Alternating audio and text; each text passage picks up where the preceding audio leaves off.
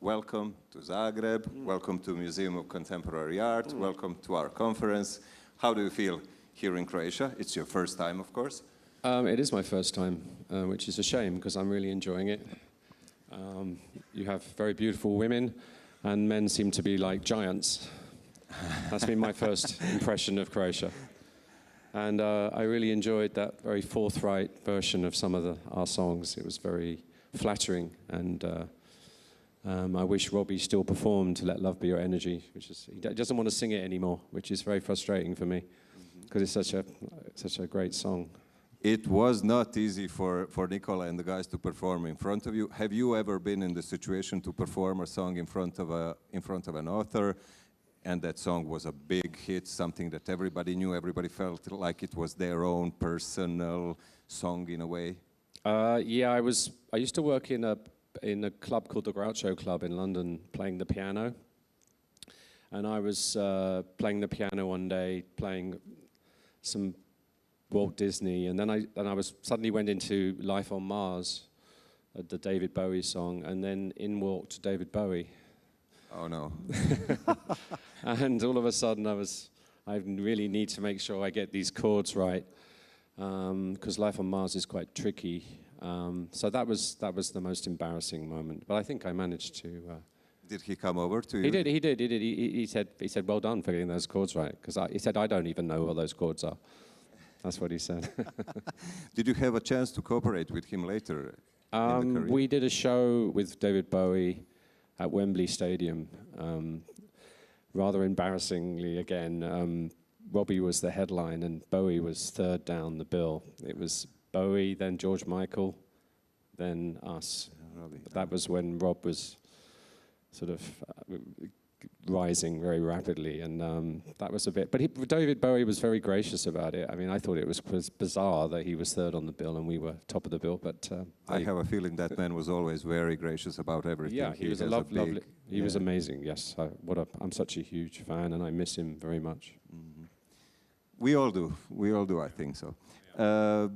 Well, Robbie was a rising star, you say, at the moment, and you had a lot to do with Robbie as a rising star. Of course, we will talk about it in a few minutes, of course. But let's talk about you, about your start, coming from a musical family. Yeah. Your father is a musician. Your mother worked in music industry. When did you personally get this feeling? I could be writing songs. Maybe this is something that I should be doing in my life. I think I had piano lessons from the age of 5, and then I joined a choir when I was 8. And I think the choir was really important because I had oral training, ear training. Do you have ear training in Croatia? Some, yes. Yeah. Where, you know, you would there'd be the choir master would play something on the piano, and then you'd have to sing it back to him. And I think that was a really good training. And I think when I started singing hymns, which are songs, aren't they? Basically hymns. I started thinking, oh, I quite like the shape of hymns, and I started trying to write my own songs when I was about 8, 9, that kind of age. And did you perform them in school, in front of somebody else? No, the first thing I had performed was a string quartet. I wrote a string quartet when I was 11, and that got performed. Good for you. It wasn't any good, but it was amazing to see adults playing my music, because my dad organized some of his friends to play it. So it's even my very simple music sounded good because adults were playing it who were really good, and they were in the London Philharmonic Orchestra. And so that was like, wow, you know, God, music can sound like that, you know. So that was very inspiring for me. But when did the pop music start to be your main preoccupation? I suppose when I discovered the Beatles and Queen and Led Zeppelin, and I got a guitar when I was about 10 and started playing the guitar. So then guitar came into the picture besides the piano. Well, I studied classical guitar as well as classical piano. I mean, I did all my grades and ended up at a music college. I went to the Guildhall School of Music for 4 years. which was difficult for me, to be honest. The only real reason I went to the Guildhall was it was the first music college in the UK that had a recording studio. Okay. This is a long time ago. This is in 1981. And it had a 16-track studio. And that was the main reason I went. And I used the studio as much as I could. And that's when I learned how to produce, I suppose. You found it useful in many different ways, I suppose, later in your career, although you didn't continue with classical music. Well, I'd like to think there's quite a lot of classical influences in my songs, in our songs, in the songs I've written with Robbie and with other people. I use the things I learned at Guildhall, certain principles, you know, like not repeating. If you've got a series of chords, I like to try and stay away from the big cliche chords, you know, C, A minor, F, G, you know, those kind of chords, 1, 2, 4, 5, and doing substitutions, bass substitutions, things like that. Taking the bass out, which is a big Debussy trick. I'm not saying these are special tricks, but they're the sort of tricks that I learned at college, and also learn how to orchestrate. And there's a lot of orchestration in my songs, a lot of strings, brass, and I love using real instruments like that. Were your songs the songs that you were making in your bands? You had several bands prior to this cooperation with Robbie Williams, which started a different kind of career for you and your band Lemon Trees. How were these songs a lot like the songs that you later wrote with Robbie Williams, with many other artists? I think they were, in some ways. They were still very melodic and very much influenced by the Beatles, by the Kinks, by David Bowie, by Queen. But I think what Robbie did was that his personality is so strong and his lyrics are so individual, and only he could write certain lines that he's come up with, that it propelled the music up to a different level. You know, I think my music was always pretty good, but he made it sort of special. But it's good that his mom watched a lot of TV at yes, that time. That's how I met Rob. Was so I was in a band called the Lemon Trees, and we weren't very successful. We had a few songs out in the early 90s, and Robbie's mum liked my band, basically. So many years later, when Rob was looking for a co-writer, his manager gave him a list of names, 10 names on a piece of paper. And after each name, it said something like, you know, this writer had worked with Bryan Adams, or this writer had written with the Spice Girls, or whatever it was. And by my name, it just said Lemon Trees. And because of his mother, he just went, oh, I'll meet him. And it was purely that. That's how we met, randomly. You didn't know him before? No, I didn't know him. I knew of him, of course, because he was very famous. But I'd seen him at a music festival the year before, and when he was promoting Freedom, his first single. Yeah, that was the phase in Robbie's career when he has left the Take That band. Yeah. He was on the verge of breaking a solo career. It wasn't going so well. Everybody was kind of expecting him whether he's going to crash and burn, and he needed a really big hit and something. Everybody was kind of like, it's probably not going to happen. So one day you enter Robbie's house, and he came to my house. He came to your house, yeah. And something happened. What exactly happened there? It just, he didn't really, the very first time I met him, I was actually moving a table out of my bedroom, lounge, outside into the street, and we were using ropes, me and my brother. I lived with my brother then. And he sort of came out of a cab, and he immediately helped us with the table. He didn't even say hello, he just sort of got involved and helped with the table, and we moved it. And then I said, do you want to write then? And we just walked into my studio, which was in my bedroom, and we just started writing straight away. There was no discussion about what we should write or anything. I mean, I knew he wanted to do dirty pop, but that was it. And I just started playing some chords on the guitar, and he started singing at me, and we wrote a song then and there, and it was very simple, and we just had this connection, and it was just automatic.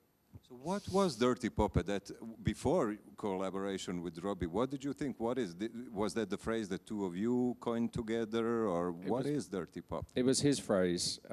He said, can you write dirty pop? And I said, yes. I thought I knew what he meant. To me, dirty pop in 1997 meant Britpop. So Blur, Oasis, Pulp, Supergrass. I knew he was into those bands because I'd read an interview.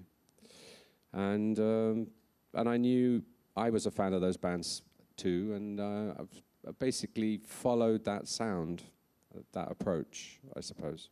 And your cooperation started, no more, no less, with Angels. That was the first song that you and Robbie were... No, that was the second song. That was the second. What was the first? The first song was called South of the Border, which is on the first album. And you were kind of... It was the first time you two were meeting each other creatively. He was, of course, his text, your music. How did this process develop? He just started singing at me with words, and I just sort of followed him on the guitar and tried to follow his melody with my chords. That was just very intuitively, and hope that... And then when we got to the chorus, I would sing him a melody and say, this could be the chorus. And then he would put words to it, and it was simple. And it was the first time probably for you also to find somebody else with whom you can collaborate in this sense?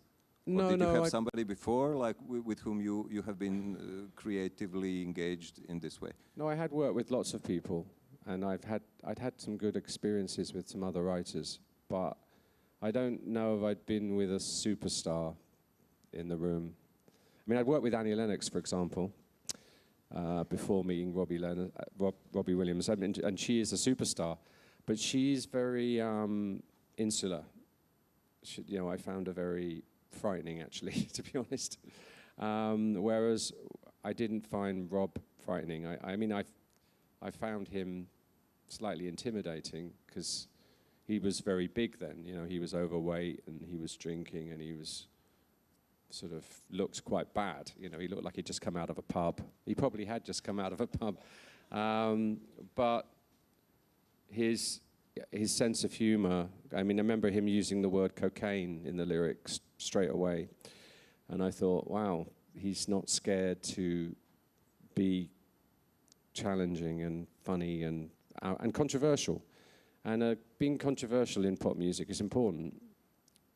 Of course, you leave a trace. You mark yourself somehow in the crowd. And so, Angels, the second song that you did together. That was the second day.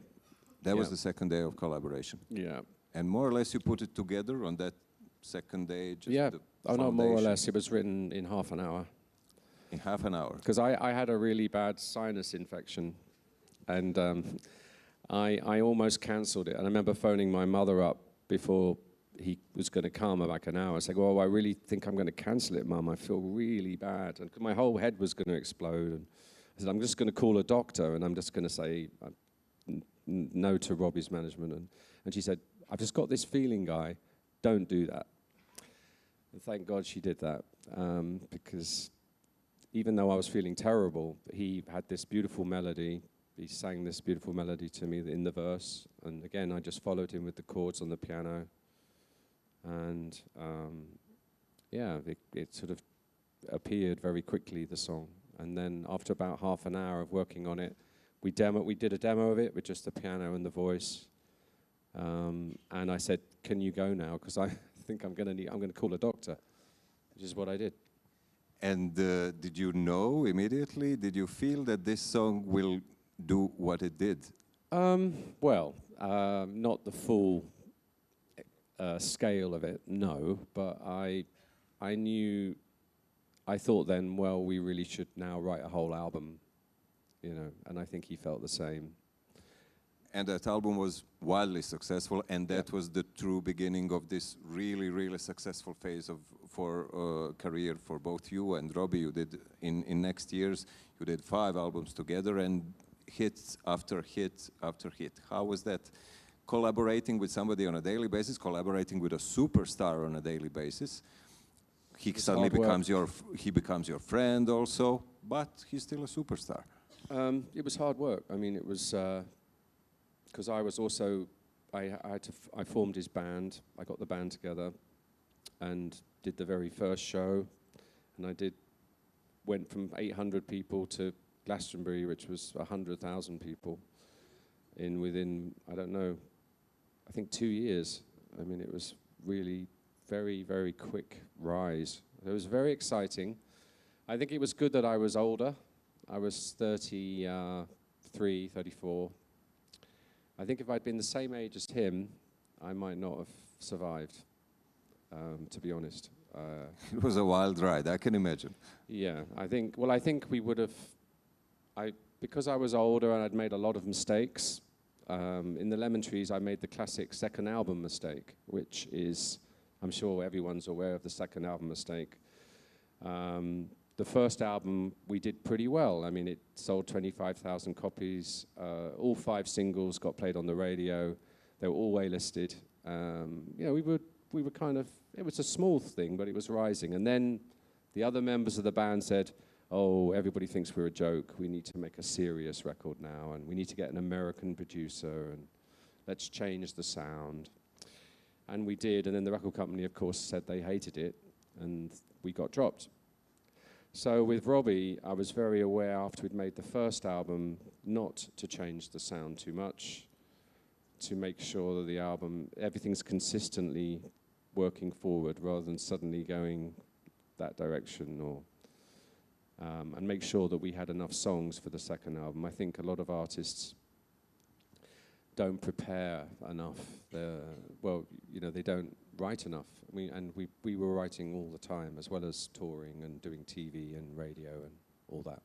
All the time. You went into this frenzy and writing many songs, basically. And just how would you decide? Was there a person who would, or except 2 of you, who would decide that this is the song, or was there somebody else significant for both of you? The most significant person was Chris Briggs, who is still Robbie's A&R. It's the same man. And he would sit down with us and we'd play him songs and get encouragement.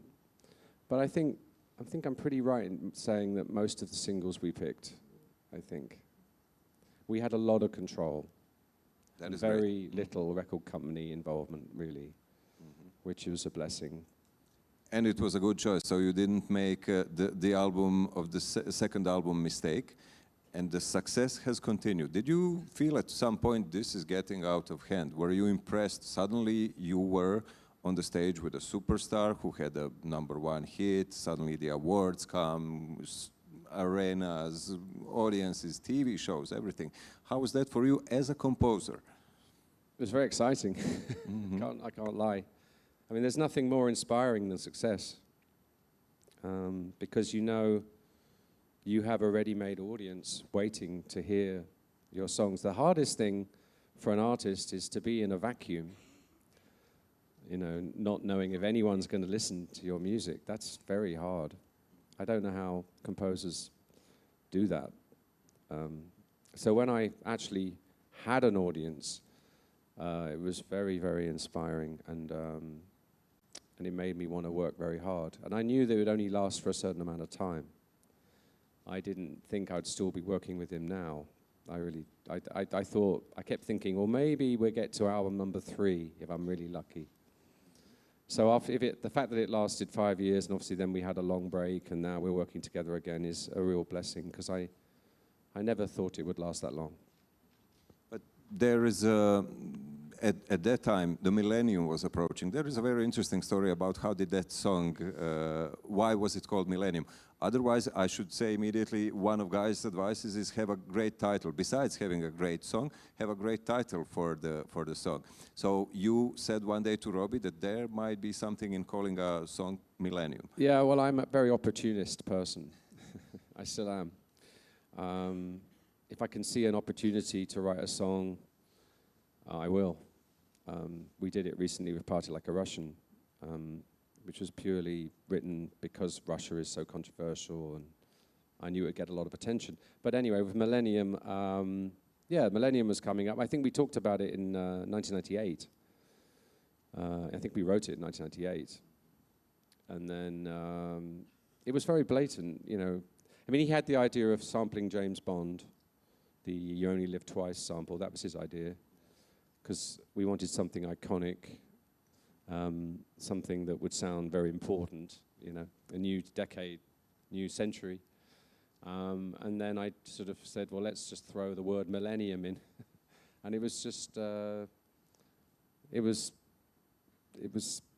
a bit silly, really. I'm not, but I mean, I thought lots of people would have millennium songs, but it was only us and Will Smith in the end.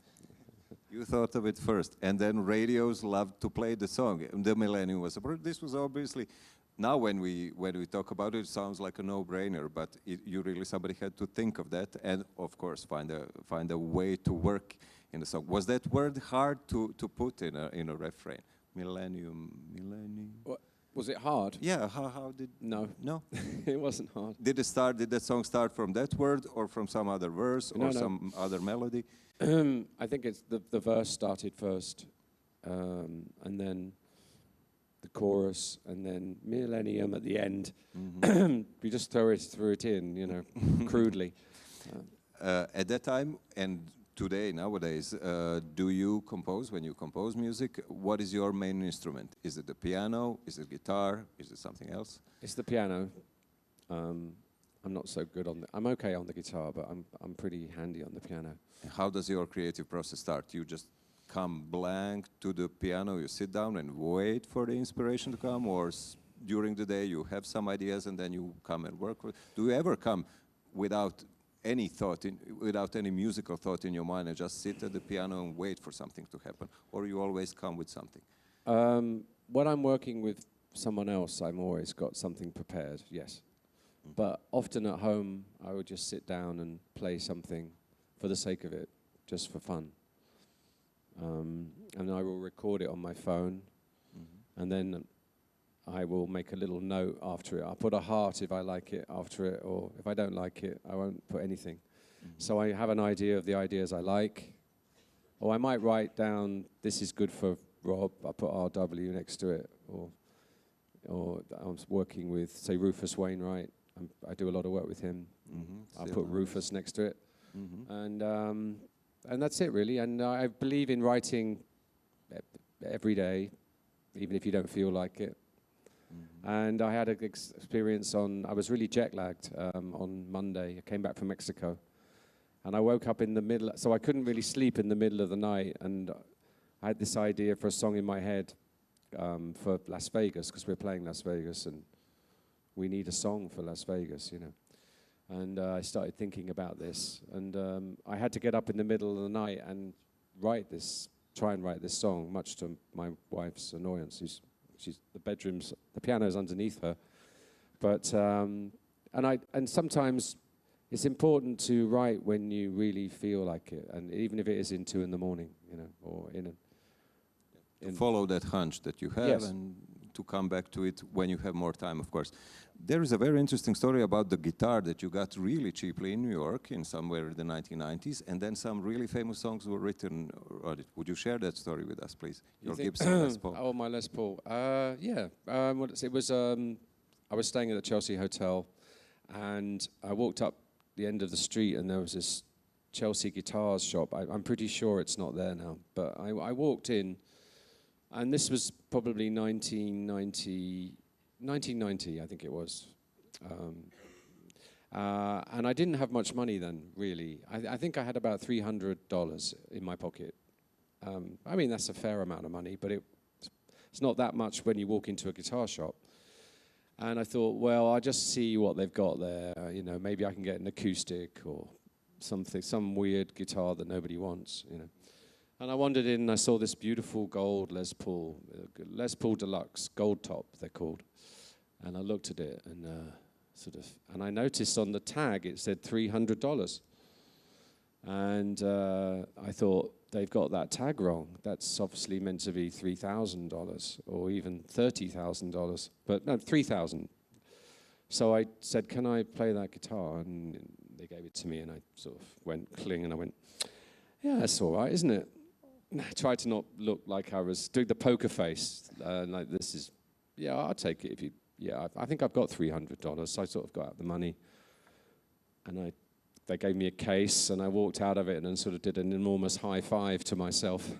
And that's how I got that guitar, yeah. And I think it's considerably worth a lot more than that. It's a 1969 Les Paul. I still play it all the time now. Plus it made you some money later. Let Me Entertain You was written on it, for example. No, that was written on the piano. Ah, that was written on the piano. That was written on the piano, yeah. Because we were trying to do a Sympathy for the Devil. That's how Let Me Entertain You was written after we watched the Rock and Roll Circus, which is the Rolling Stones film about that concert, and we watched them doing Sympathy for the Devil, and Rob said, "Oh, can we have a song like that?" And that, why not? And so the piano part really is a reconfiguration of that part. It's that crossed with an Elton John's, one of Elton's songs, you know, like Saturday Night's All Right for Fighting. It's kind of, and Pinball Wizard. It's kind of a cross between those three songs. At that time, when you were touring the world, doing these albums every year in a row, was there a song that is still nowadays, since you are together working for several years now again, touring the world again, is there still a song which you personally, Robbie, and the rest of the band enjoy most? Something that really is different from everything else? I would say we have two songs. There's Feel and Angels. Those two songs seem to have a magic to them that they seem to create a response in the audience that's very profound. People will cry, and a lot.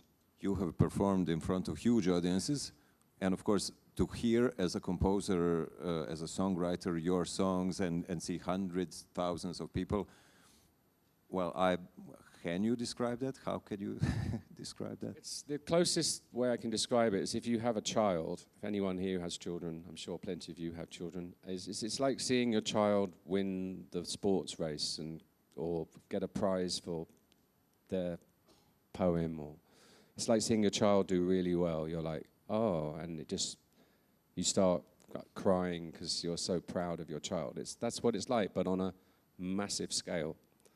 That magnified 1,000 times. It's a big thing. Did you cry ever? I do cry a lot on stage. Really, you do? Yeah. That doesn't sound very British. Well, there's more. Fair enough. What do you think? We're hard-hearted bastards. No. I mean, no. But there is always this, idea, at least from all of us here from the southern part of Europe, that the British are very well. Of course, Robbie Williams is not the most, person who is serious. So no. I think there was probably a wonderful vibe among all of you for a long, long time. But that vibe has changed at one point. The relationship between a songwriter and a performer and a text writer, in Robbie's sense, often, and it happens here also, I'm sure some of the people in the audience will know, so it changes after a while. This is a delicate balance. And at one point, you and Robbie have split creatively. Yeah. How much can you tell us? How much do you want to tell us about it? How do you look at it today? I look at it today as two people who were very close and got very burnt out by overwork and taking one another for granted. I took him for granted, and he probably took me for granted. And he was also renegotiating a record deal at the time with EMI, and I think that became a big issue because the money was so huge. I think I'm right in saying it's the biggest record deal ever signed. I think that's right. But did you feel pressured at the time when you were making these successful albums together to make each new one even more successful? Was there pressure from the publishers, from the record companies? Who was the biggest pressure? Not really. I didn't really. I suppose the last album, Escapology, there was pressure. Yeah, I didn't feel it in the first four, but by the time we got to the last one, yeah, and he'd moved to America, and then we were trying to crack America as well, so that was a pressure, and maybe that's why things went so wrong, because you know, I didn't deal with the pressure very well, to be honest. Mm-hmm. And during that time, of course, suddenly, at one point, suddenly there's successful songs, successful tours, there's royalties, there's different kinds of making money. How aware individually were you? How did you educate yourself into this world? Obviously, there's this creative part. There is a financial part of every composer's career. When did you get really? Did you care about the specifications that you will get from PRS? Did you go there and ask them how did this happen, or? No, I didn't go to PRS. No, but I trusted my publishers. Mm-hmm. Maybe wrongly, I don't know. And I renegotiated my deal at least twice. Mm-hmm. So I was aware. Yeah, I'm not naive about where the money is. Audited my publisher, both of them. Yeah, I kept an eye on it. How would you say that the music industry for a composer and a producer, of course, has changed in these past 20 years? Of course, internet has happened. So, and we have talked about the EU directive today. There's a lot of talk nowadays about this, the digital sources of music and income from the digital sources. How do you look at it? Are you happy that you have made your most successful records and #1 tracks at the time when internet wasn't as influential as it is today?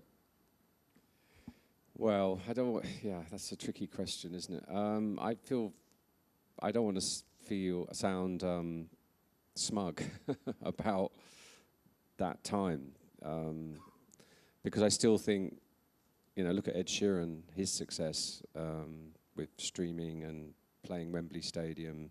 People can still do incredibly well in this age, this digital age. And I think if Robbie was starting again, if there was a new Robbie, like, I think they could still be, if Harry Styles, for example, had better songs, he could be huge too, you know, and he would make lots of money. But yeah, we were very lucky to be at that time with CDs. So still the CDs? Yeah. I wasn't really aware how quickly it was going to fall. It was quite sort of shocking in the sort of middle 2000s.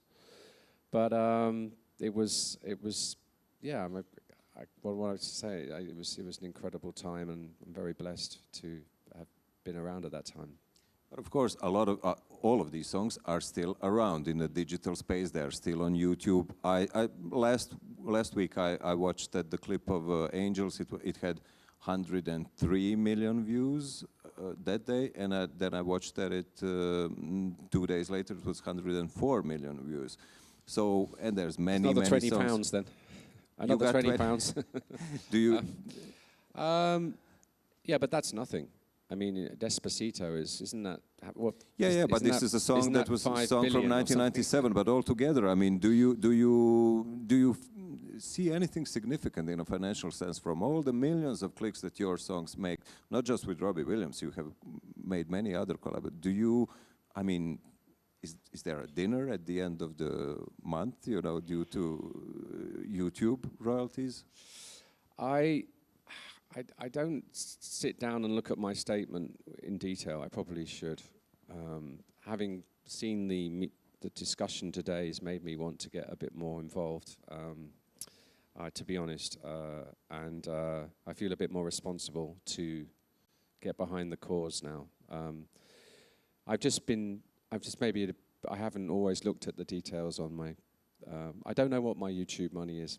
To be honest with you, I don't know the answer to that. Or Spotify, or I just haven't. I know what the numbers are, but sorry.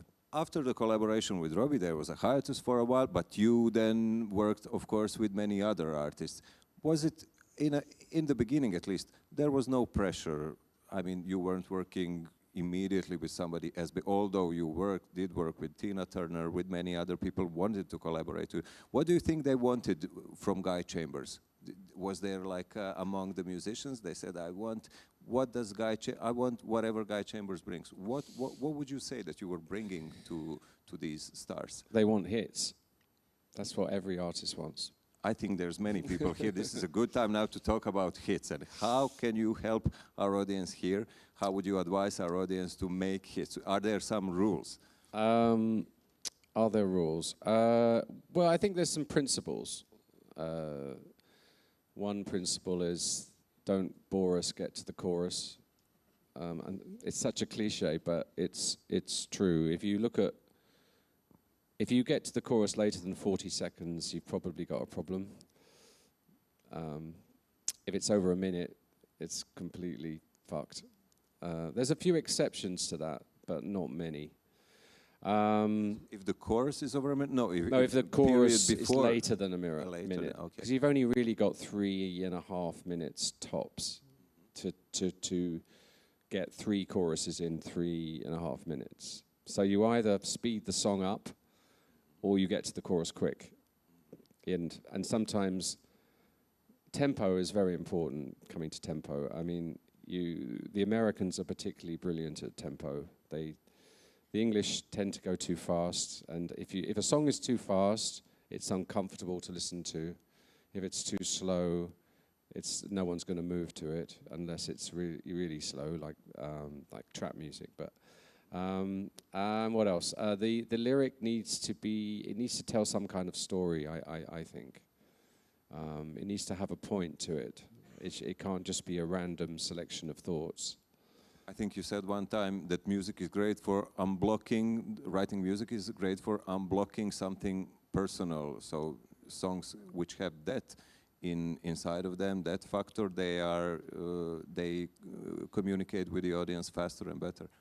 Unblocking painful feelings, or they're either going to work on an emotional way, or they're going to make people move, or they're going to make people want to sing along. They've got to have some sort of a function. I really believe that.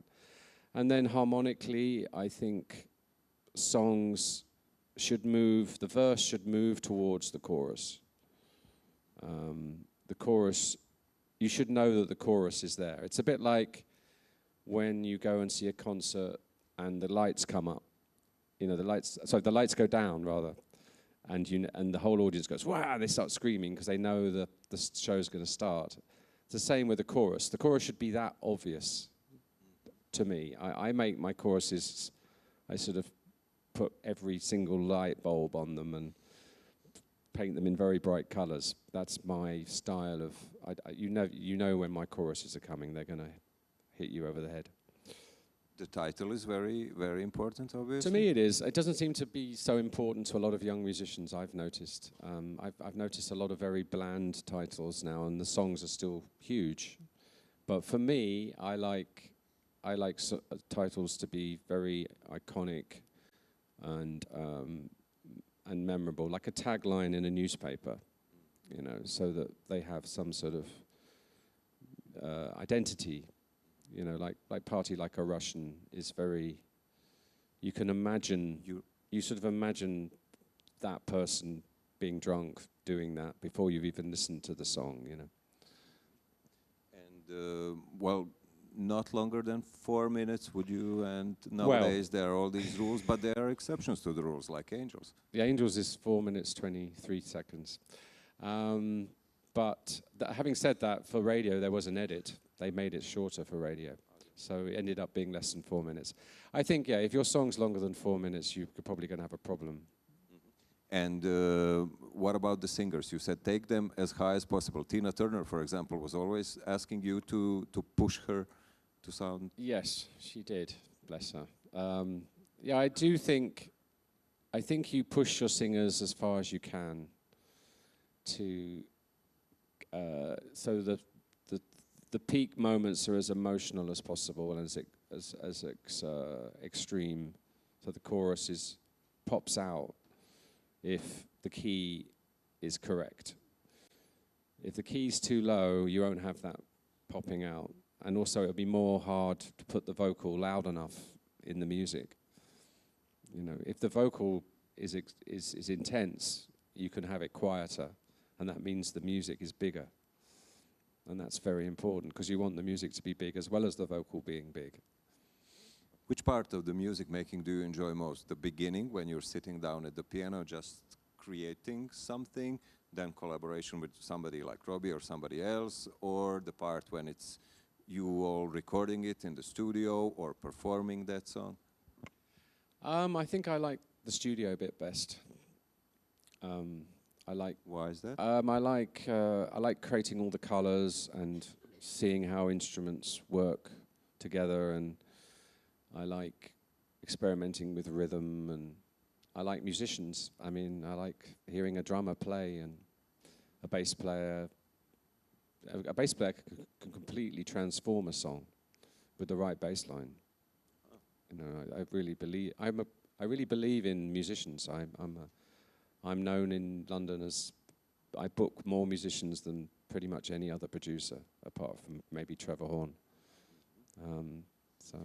And you still enjoy it. You are still exploring, of course, touring now again with Robbie for several years. That cooperation has started back again in 1914. You went back to 2014. You came back together strongly with this Go Gentle. I have read an interview where Robbie said that after there was this, let's say, breakup, you got together in his studio in LA, you were sitting at the piano, he was sitting at his bed, and he was thinking, oh, fuck, this is not going to work again. But then you made Go Gentle together. Yeah, that first day was really difficult, and it's well documented in his book, Reveal. Mm-hmm. But yeah, Go Gentle is, I'm very fond of that song. But that's basically a rework of Candyman. You know the Candyman song? The riff on the piano is a minor version of Candyman. So, and I sort of basically said to him, should we have a song like Candyman? And he said, yeah. And then I did my version of it, like a sad version of it, I suppose. How much in your career have you used samples? How much have you used inspiration by the other authors? And in which way did you pay your respects to them? I've used a lot of samples over the years. Rock DJ was a Barry White sample, for example. And when you use a sample, the first rule is to own up to it. Or if you don't own up to a sample, you will lose 100% of the copyright, which is what happened to The Verve with Bittersweet Symphony. They didn't have any of that because they didn't admit to it. So you admit to it, and then you've got to go into a period of negotiation with the other writers and publishers, and if you're unlucky if they're American and you're dealing with a New York lawyer, you know you're going to have a very tricky negotiation, which was the case with Rock DJ. They were all Americans, and they were very, very aggressive. And they knew how worth is a song from a James Bond movie. That was Millennium. That was Millennium? Yeah, okay. yeah, Rock DJ was Barry White, but okay. And in the end, Rob and I actually went to the publisher to try and sweeten him up, to try and get the split. Well, publishers are known like persons who love to be sweetened up. How did it go for you two? It didn't go too well. It was a guy called John Minder who owned that particular copyright of that Barry White song. And we signed photos for his children, and we gave him some merchandise and things like that, and he still wouldn't budge one point. He still wanted his his percentage, amount. which is, I won't tell you what it is, but it's very, very high and very unfair. But because we knew the song was such a hit, we kind of had no choice but to accept his, or there was no option of not putting that song out. So we had to accept it. So there's been some situations where, looking back now, we did some bad deals. Of course. We gave the other authors too much. How do you personally, as an author, look at it nowadays? If somebody calls you up, let's say from Croatia, and says, I would like to use a sample from one of your songs, how would you respond? I think it would depend who it is and what it is. If they wanted to sample Angels, for example, it'd probably be a no, unless it was Beyonce. And then She's not from Croatia, no. Sorry. You have to, your songs is like your real estate. You have to be, you wouldn't let anyone move into your house randomly, or you wouldn't sell your house for half the value. You have to be aware of what you're worth and stand up for that. Out of all of the other, and you have worked with really huge names in show business, who was the most impressive to you? Who was the most intimidating? You worked with Tom Jones, you worked with Tina Turner, Annie Lennox, Rufus Wainwright, many people. Who is the most challenging for you still to work with him? Oh, I would say Robbie Williams. He's challenging. Even though I know him incredibly well, he's still an enigma in many ways. I don't feel I really know him because he's changing all the time. And he can still be, when we don't write very often, but when we do write, it's still a challenge, to come up with something good enough that it fits into his. He hasn't got many spaces in his set. Say he plays for an hour and a half. For him to take one of his hits out and put in a new song, it needs to be really, really good. So that's the pressure when you're sitting with him. You're thinking, oh, what song could go out to make this song go in? So he still surprises you, and do you still surprise him? I don't know. I hope so, on a good day, not every day. Do you surprise yourself sometimes still with the melodies, with the things that you come up? Do you know where your melodies come from? Like, some of them, you remember something from your childhood, from your early days? I'm aware of my influences, and I'm very open-minded to new artists. I listen to a lot of new artists, and I listen to a very wide range of music. So I love going to the opera or going to see Prokofiev, but I also like going to see jazz. I think it's important to recharge your batteries with other music other than your own. I try not to listen too much to my own music. And try and get inspiration from other people, and yes, obviously there's the Beatles, and all their melodies are swilling around my head all the time, and I might try and borrow from them without actually literally taking from them. But Are there days completely without music for you? Do you sometimes just go totally blank without listening to any music at all? Not really, no. I think there's always space in my day for music. Of course, now everything has changed. You are a bit older, Robbie's a bit older, you are touring around the world still, you are preparing some new projects. How does the performance on the stage change because the band doesn't party as hard as everybody used to? We're all sober now, that's for sure. Yeah, it's changed. It's not as wild as it used to be, and we're all married and got children. But that's fine. It's still just as much fun. It's just a different...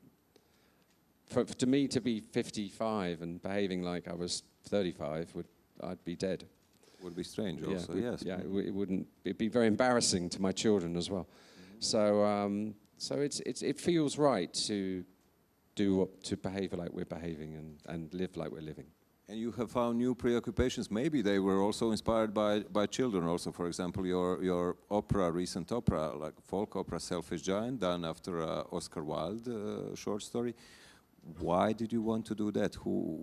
There was a story that you always liked, and you now wanted it in a musical package, or how did that come to I really like the story, and I like the fact it's out of copyright. That's handy. And I wanted to write a piece for children. I love children, and they're a good audience. You know, they're honest. They were interested in opera, in this kind of opera? It's a folk opera. Mm-hmm. It's not women screaming at the top of their voices, or men. So it's very approachable. You know, it's a friendly opera. And children they loved it. I had really good response from children, and it's being turned into a film now. So, oh, congratulations, great! And of course, you will be handling the music in the film, the whole film. Yeah. How was this? We didn't talk about so many parts of your career, unfortunately, but the experience with film music. How do you enjoy that still? Do you want to do more of that? I've only really done 2 films. The last film I did wasn't a great experience, to be honest. It was called Walk Like a Panther. It was an English comedy, and it didn't do very well. Is it any good still? We can still play it. The film is not that great, but that wasn't my fault. And you put in an enormous amount of work in a film. I mean, it was 2 months solid every day for hours on end. And then when the film gets out, it's like within a week it was finished because all the critics hated it.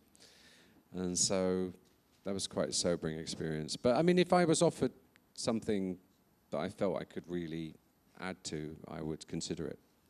But otherwise, you keep yourself busy with the new projects. So one of the new projects that you are preparing with Robbie and with Lily Allen is another musical. Is it Lily Allen? That's a separate thing. But, okay, you have so many. So Robbie and I have written a musical based on The Boy in the Dress, which is a book by David Walliams. And that's going to be on at Stratford-upon-Avon this time next year. November the 9th, it opens in Stratford with the Royal Shakespeare Company. And that's a musical, yeah, sort of, we've written it and now we are workshopping it. We have to do lots of workshops. There's one coming up next month, in fact.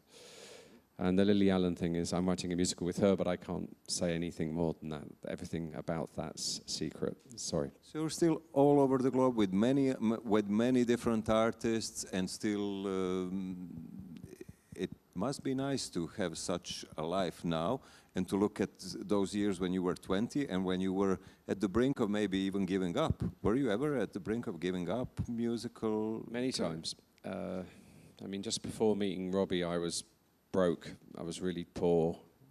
I couldn't afford my mortgage. I was thinking about becoming a school teacher.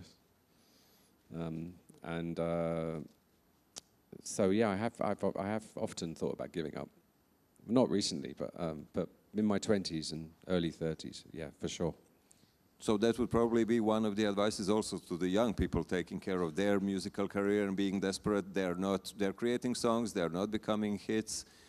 I've read, you said it once, like people are going to say in musical business, no, obviously, many times. What is the best reply to that? To walk away from it not feeling you've been attacked, not to take it personally, and to have your own self-belief. I mean, a good thing when you're getting negative criticism from the industry is to take your songs and play them to your friends and see what reaction you get from them. And say, you know, listen, I love you all, but can you all be honest? I used to do that a lot with Robbie songs. Before they would get released, I would have listening sessions. I would invite all my friends down, and Rob would invite his friends. and we'd take them to the studio and we'd play, say, Angels or other No Regrets, whatever songs we're working on, and say, come on, be honest. You know, what do you think? Is it too long? Is it, you know, give us some good criticism. Is the lyric right? And sometimes it's good to do that and not be scared of that. Don't be scared of putting your songs in front of your friends and say, you know, be honest. You're going to get a much better, and your mother and your father and whoever. I mean, your mum and dad will probably give you the most brutal truth. I used to get brutal truth from my parents. But that's a better honesty than the music industry, because the music industry, all they really want is a hit. And all they want is to see it fitting into playlists, existing playlists. So if something's unusual, they will immediately get thrown by it and scared. And there's a lot of big culture of fear in record companies and risk averse. And but you still got to power through that and just keep going.